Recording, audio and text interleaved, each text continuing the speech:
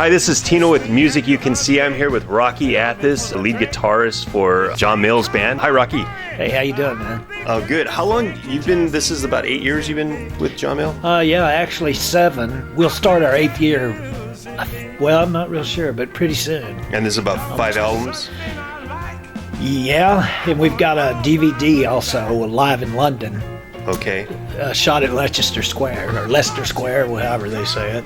And your studio band and his touring band. Mm-hmm. Yep. But you have an incredible history. In 4th grade, befriended a very famous blues guitarist who I associate immensely with Texas blues. Who was he? That'd be Steve Vaughan.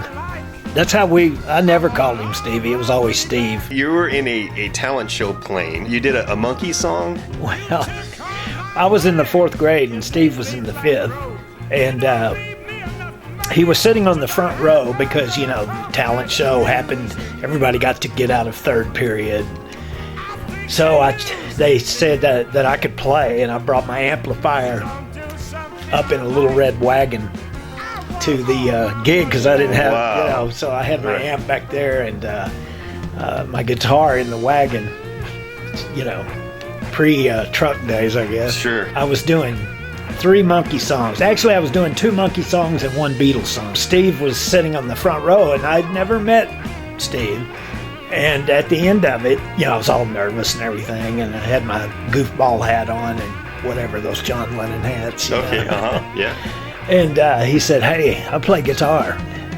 I said, "Oh, cool." He said, "Yeah, I saw you." He goes, "Let's trade phone numbers." So we did.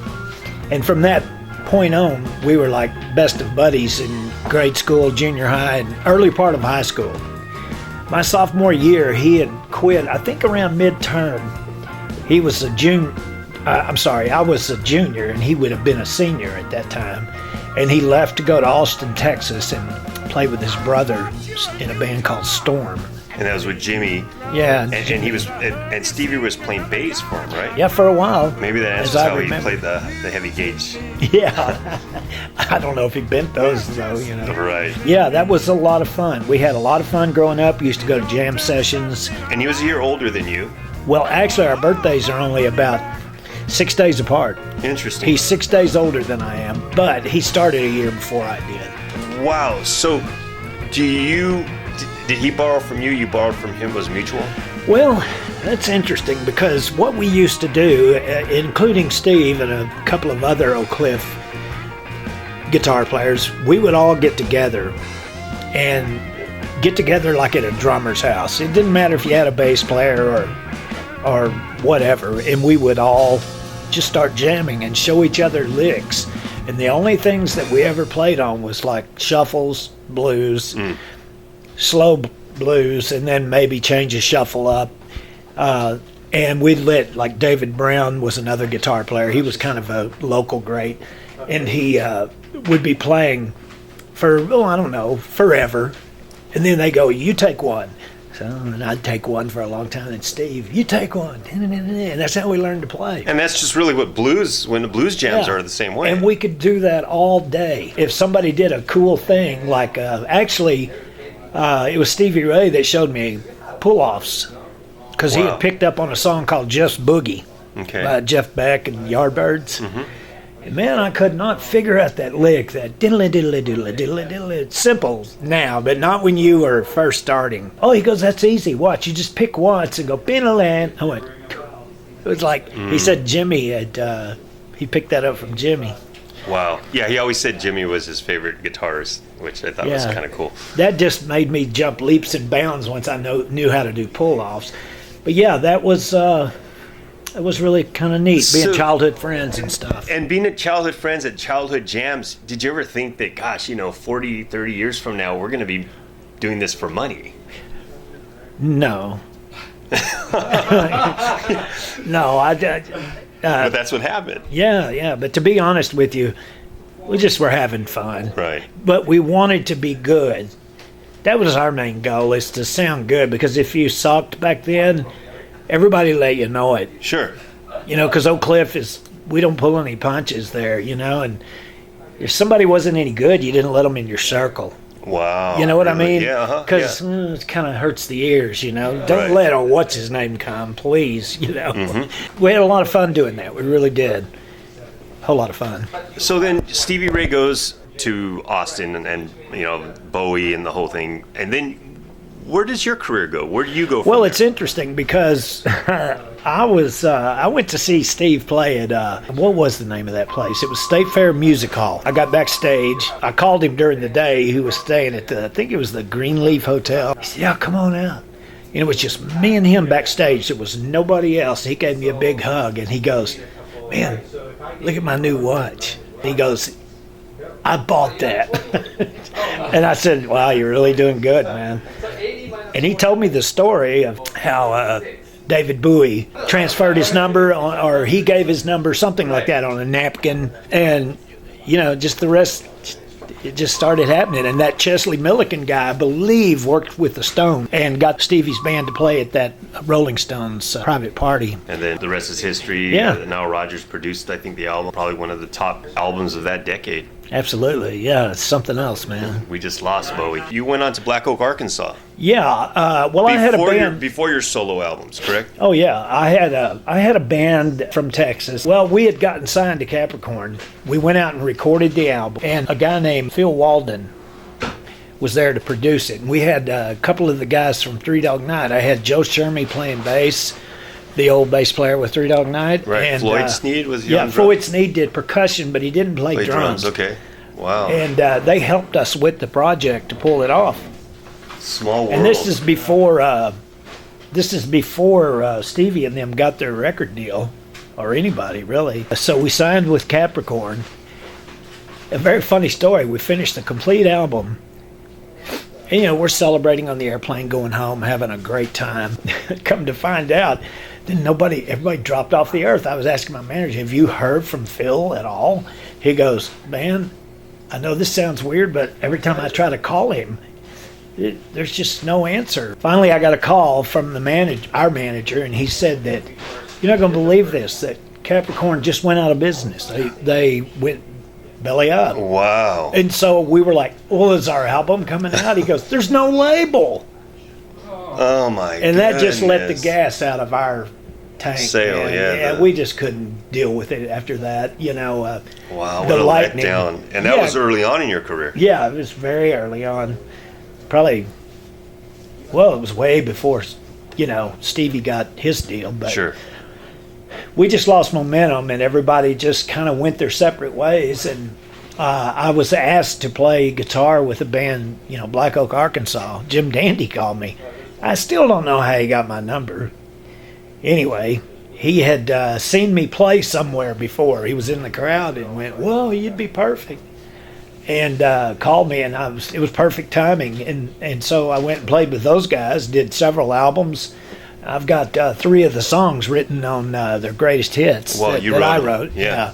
So that's it after it was over. And then you wrote and recorded your own solo albums, 3 of them, correct? Yeah, there was right after I quit Black Oak that actually then I went and played with Double Trouble. So you did play with Double Trouble, okay. Yeah, Double Trouble and Buddy Miles. We had a band called Bluesberries that was on Roof Records out of Germany. Okay. We had it's really a great album. It really is. It's still available. Yeah, I'm very proud of it. But it was sad because right about 6 weeks after we had decided to tour, Buddy died. You know, and so we all just kind of went, well, kind of, you know, it's like John Lennon going, you know. Yeah, absolutely. So that was kind of a drag. But from there, I met Jim Gaines, Okay. who produced, you know, Carlos Santana, Stevie Ray Vaughan, all those guys. He said he wanted to produce my stuff. Nice. And he has produced every one of my albums except for one. Jim Gaines is a very dear friend. We actually co-wrote a couple songs together on the album and some other people's albums too. Oh, okay. So that's from Jim Gaines and meeting him with the Bluesberries. It sprungboard into me getting my own albums out. So I got 4 albums out of my own. 4, okay. Yeah, and now I've got Essentials, Rocky Athas 1 and 2 already out, and there's going to be an Essential 3. That's not out yet, but 1 and 2 are. It's kind of my best work, all in compilation with bonus tracks. And John Mayall's on it. Oh, John Mayall's on Yeah. it. Now, you're also, we'll talk about John Mayall, but let's talk about the book that you're mentioning, Stevie Ray Vaughan's. Yeah, what's the name of that's a book called Soul to Soul by Carrie Lee. Okay. Yeah, I'm in that book. It's about 3 pages full of me talking about our childhood experiences. We had a lot of them, yeah. Well, those are formative years because I think that molded who both you and him were or are. Yeah. In your case. Yeah, absolutely. And then in 1999, you got to play at Glenn Hughes? I did. Glenn came to town and we wrote a bunch of songs together. What's funny, we didn't actually get to record them, but we did do an album, and had decided to do an album of all of Tommy Bolin's material, and it's called the Tommy Bolin Tribute, and that album's still out too. It's really good. And Johnny Bolin played drums, his younger brother, Tommy Bolin's younger brother, killer drummer. So yes, I did play with Glenn for quite a while. We did several tours in the States. Then from there, I focused on my career and was touring Europe and stuff, playing in the Rocky Athas group. Then I met John. How'd you meet John?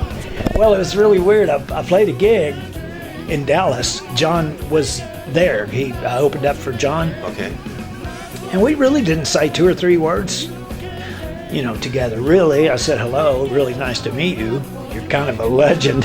Kind of, yeah. Yeah. Oh, so that was kind of cool. I didn't hear from him or anything until 4 years later, and I was driving down the street on I-30. My phone said unavailable, and I usually don't answer those, because it's... Sure, it's a telemarketer. Yeah, it's like, hello, have you been, Yeah. So, and it was John on the other end. He goes, hello, Rocky, this is John Mayall. I went, oh, shut up, Brian. Oh! I thought it was a friend of mine who used to disguise his voice. Right. And because he had done it several times and faked me out with Glenn Hughes. Mm-hmm. So I thought it was him. And John goes, excuse me? And I went, oh, never mind. I thought you were a friend of mine. I'm sorry. No, this is John. And he asked if I would be interested. He said, you're my first choice. I want to, start a new band, and I'd love for you to come and be the guitar player. And I said, yeah. Yeah, Didn't take you long to answer that one. No, it was great. And so the gig's been real good, and I love it.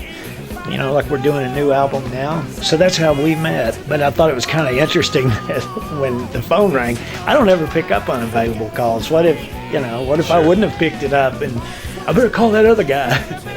And I think today's been one of those apex days, I think, probably in your career, because you got to play not just with John Mayall today, as you have been recording here for several days, but Joe Walsh. Yeah, man. What's that playing a guitar with Joe Walsh? Well, it was a lot of fun. Did you know Joe before, or is this the first time? No, well, my band had opened up for Joe on more than one occasion, but, that's... He wouldn't have remembered that, not in 1985, I had met him several times, but, the guy meets a lot of people. Sure. And, but now we know each other, so. Absolutely. Yeah, and it was a lot of fun playing with Joe. It really was. I don't know, I don't, as far as musician is concerned, but in my opinion, I think today, this is like the highest echelon you can get in blues. I think what we saw today, maybe.